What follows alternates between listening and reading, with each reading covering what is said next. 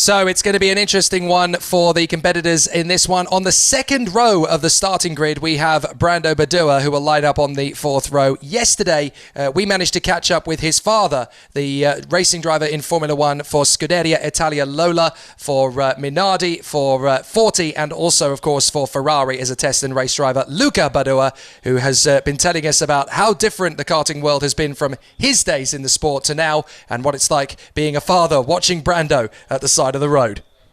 This day in this championship the level is very high, competition is very high, it's much everything more professional, even maybe too much, because we have to consider that they are a child and they stay many times out of home, out of school, so is really the level maybe is a little bit too high. No, I mean obviously he's my son, so he gives me a lot of satisfaction. I'm very proud about him and I'm very happy when we do a good result. When a driver is in the front, that he has the victory or the podium is not made a big difference. So Brando is really consistent in the front, and this is the most important thing for me. Kart is Italian sport and all the factory are in Italy. Every child starts in Italy and is around the company of building go-kart, and then I hope he can realize his dream. He can get the Formula One, but the way to get the Formula One is really hard, it's really complicated. So it's like an important mission. Every child now, if you do the question, the dream is Formula One. There is no place for everybody, so the one that put everything on, maybe he have more chance. Always good to hear from the drivers who were the sensations of karting back in the day and how the sport has evolved and adapted from them. So the qualifying heat, B versus E, it's time to put the Kart Republic teammates on the front of the grid, and it's going to be very interesting. Arvid Lindblad and Rafael Camara on the front row from Andrei Zhivnov and Brando Badua, Ariel Elkin and Norton Andreasen, from Marlon Hernandez and Andrea Kimi Antonelli, Bruno Del Pino and Yannick Debrabanda, Genis Savico, Jessica Rascado, Atom Savrukin, Ruben Moya, Igor Sepil and Christian Ho. Then for the back, Hugo Besson from Ricardo Garcia, Jose Gomez and Gutierrez, Magnus Tegdelsen, Roman Andriolo, Julian Olzem, Sebastian Gravland, Rafael Mondanesi, Joan Mesh, Victoria Blonikova, Xenia Phoenix, Ishmael Kuja, Ahmed Korajiev and Frederic Lund. Pretty much everybody onto the track. Yes, we have everybody in for the last of 12 laps today. Of course, still a couple of more qualifying races tomorrow. 3 for the juniors, 2 for the OK. So we're not done yet, and still everything on the table. All bets are off, and we shall see what's going to happen tomorrow. But there's one last race to go through. So far, if you're just joining us, Rafael Camara actually was able to win twice, as well as two victories for Lindblad and Camara, the two drivers starting from the front row alongside each other.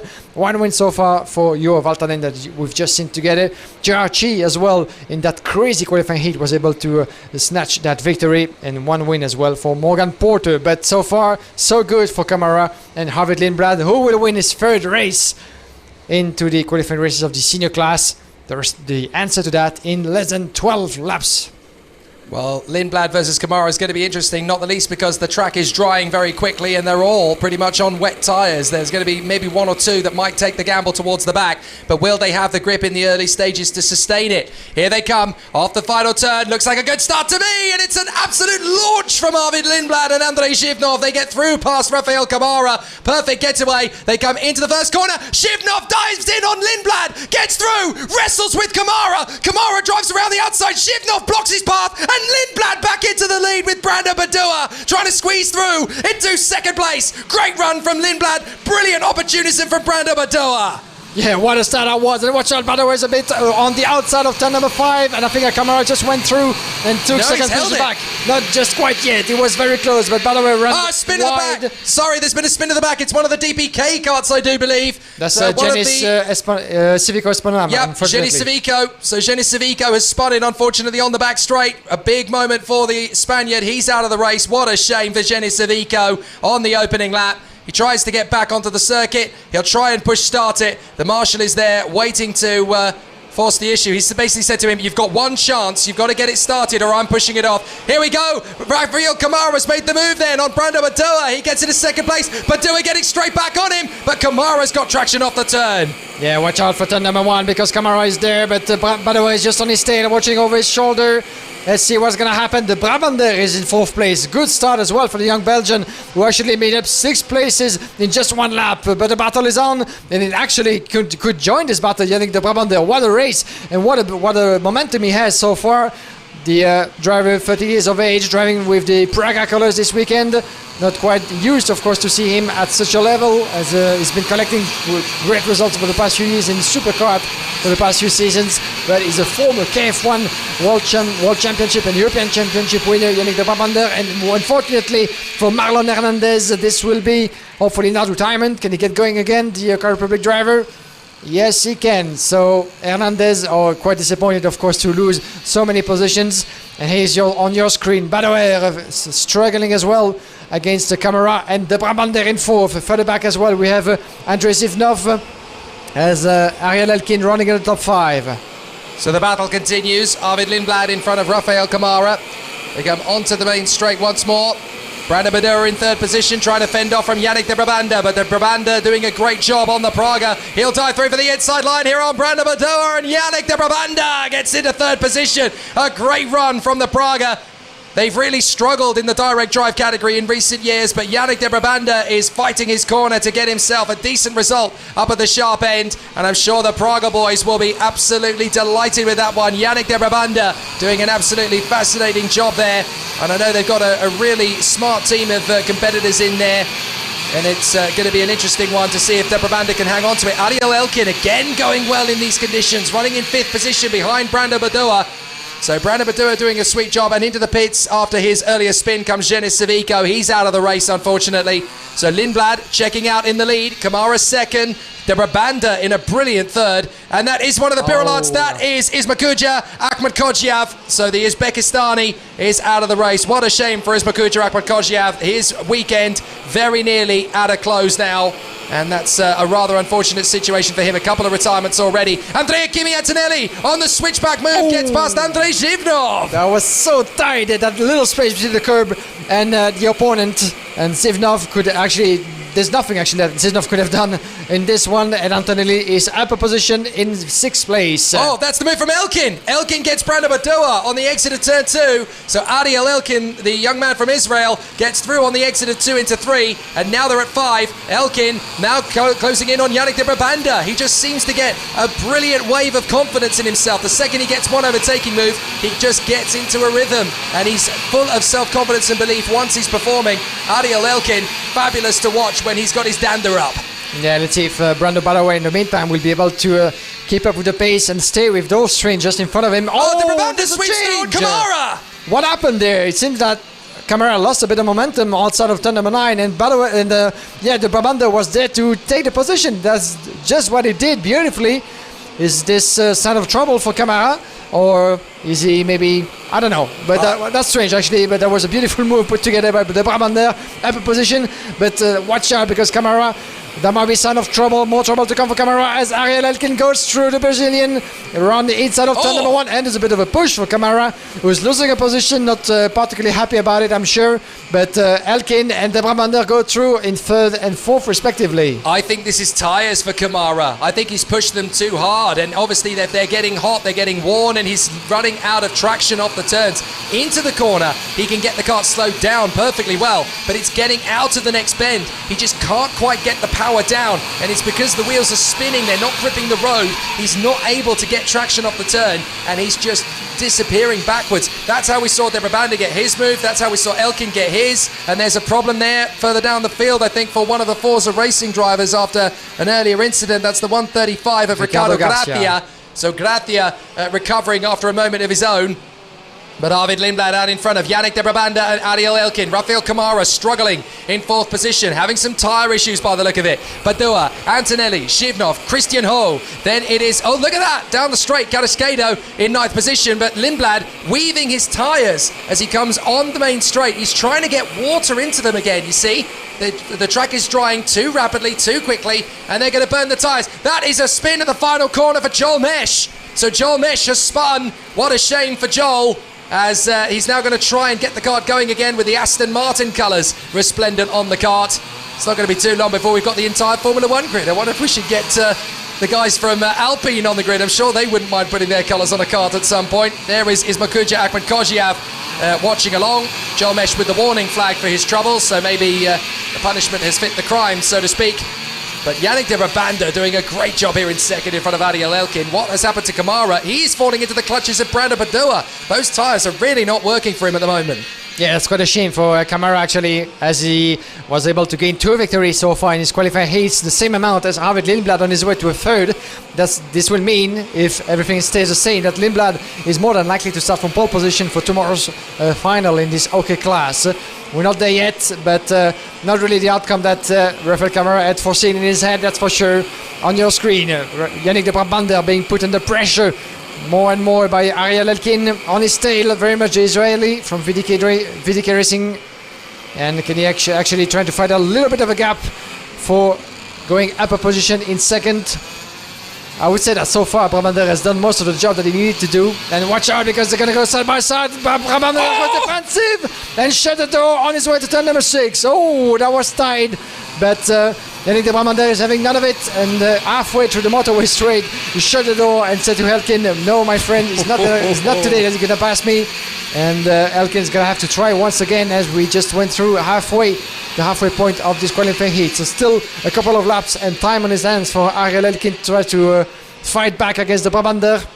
But even though there's quite an age difference between those two, as Elkin is just not even 14 years of age, and the Brabander is 30 years old, so that's quite different generations, that's for sure, but battling for the same position, for the same results into this qualifying heat. But let's see what's going to happen between those two. Very, very close indeed. Interesting again to watch Lindblad and Kamara on the home straight, darting their kart across to the inside line to try and get more water into the tyres. De Brabanda with the fastest lap of the race, a 1:05.1 for the Praga. But look at Elkin, he's really good off turn 5, and he'll get the run down the back straight. De Brabanda moving across the line to try and get a little bit more water onto the tyres, because there is scarce water on the racetrack anymore. And he gets a little bit of a trip up through 6. Elkin with a very hungry run towards him again, so Elkin might get the opportunity on Yannick de Brabanda.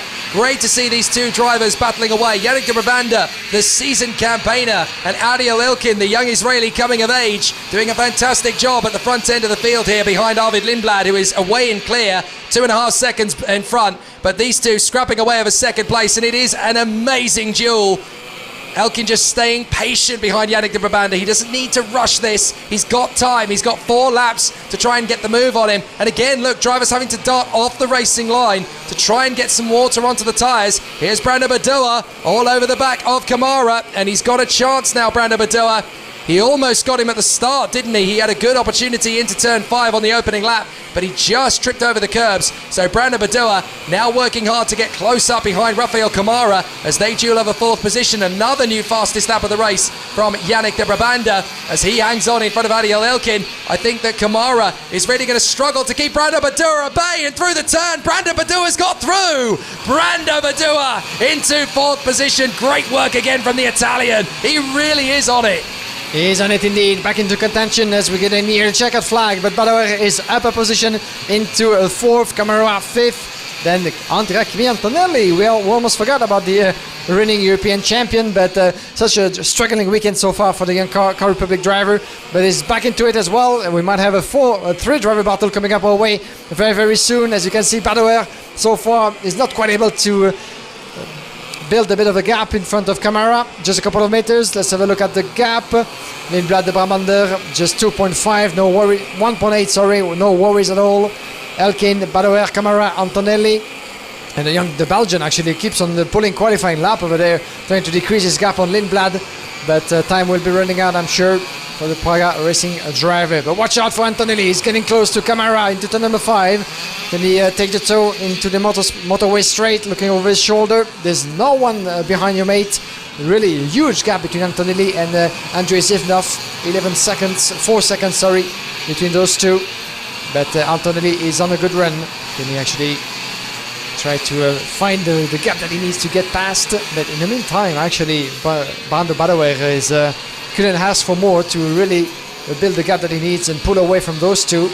And that could be quite enough for him as well to catch up that fourth position. And watch out, it goes through! Gonna dive on the inside. What a move! That was threading the eye of the needle perfectly for Andrea Kimi Antonelli. Kamara was trying to keep him at bay, but Andrea Kimi Antonelli will not be denied when the moment comes. Yeah, beautiful indeed. There was nothing to discuss about this. And watch out, because Elkin is still very much in the back of Yannick de Brabander. The fastest lap for the young Israeli is 63.9. Oh, we haven't seen anything yet as we're getting clear. This is the penultimate lap of this race. Elkin's going to go around, but it was trying to go wide, maybe crossing the line into turn number 6. That's very much a chicane, more than an S, pretty much. But the young VDK driver very much on a strong pace ever since the weekend started. He said, actually, quite interestingly, that he was feeling less confident in dry conditions, unlike the wet conditions that we've seen. But so far, so good. It seems to be on half and half. So that will give him plenty of confidence, I'm sure, to for the next races tomorrow. And even more so if he's able to get past Yannick de Brabander, who we actually haven't seen at such a level so strong. Wait a second. Quite a while, sorry. We're going into the last lap, and Arvid Lindblad has just lost half a second in the previous sector. Are his tyres falling away? Because he is actually hemorrhaging time here. Yes, he's got 1.3 seconds still on these two, but if he's actually struggling for grip coming off the corners, there is a chance here that Lindblad may be in trouble. He's got to keep pushing. Yannick de Brabander in second, Ariel Elkin in third. Those two are battling for second position, but they're working together to see if they can get close enough to Lindblad. I think they're going to run out of time. Lindblad has clearly either got a major tyre issue or has just been setting his kart to cruise control in order to come home without too many difficulties. But that massive gap that Lindblad had has absolutely been savaged, and he's going to cruise home because he doesn't have to push hard here, Arvid Lindblad. He just needs to come through the final turn in relative comfort and ease, and he's going to get it. It was a nasty moment there for Arvid Lindblad, but he's got the win. De Brabander second, Elkin to the line! Yannick de Brabander just hangs on. And you know what? Ariel Elkin and Yannick de Brabander, I'm sure they're going to have a handshake or two after that one, because that was a great race. And it doesn't matter whether you finish second or third in a battle like that. When it's clean, when it's close, when it's hard but fair, and you know that both drivers have given their best, it's very satisfying as a racing driver. You know you've been in an amazing squabble. Yeah, definitely good to see. And the battle of the generations. And Lindblad selling his third heat victory of the day. And himself and Kamara had 2 so far, but a third one means that Lindblad is more than likely to start from pole position for tomorrow's final. As we're going to have a look at the classification. Victory for Arvid Lindblad with 1.1 seconds, 2 more laps maybe, and it wasn't victory certainly for Arvid Lindblad, who knows. Yannick de Brabander 8 places up in second in front of Ariel Elkin, from Rafael Kamara, Brando Ballaware, Andrea Kimi Antonelli, Andrei Zivnov, Christian Ho, JC Carrasquedo, Artem Severkin, Ruben Moya, Igor Cepil, Bruno Delpino, Roman Andriolo, and in 15th place Sebastian Gravland. Absolutely fabulous race there as the battle continues. Hugo Besson was 15th in front of Jose Gomez, Jessica Carrasquedo, Frederick Lund up 11 places, Giuliano Hodson and Marlon Hernandez from Magnus de Kilson and Ricardo Gracia, Norton Andreasen, Senja Phoenix, Rafael Modenese, Victorio Blakina and Joel Nesh, with retirements from Ismo Kujak, Kodjiav and Jenis Sevico.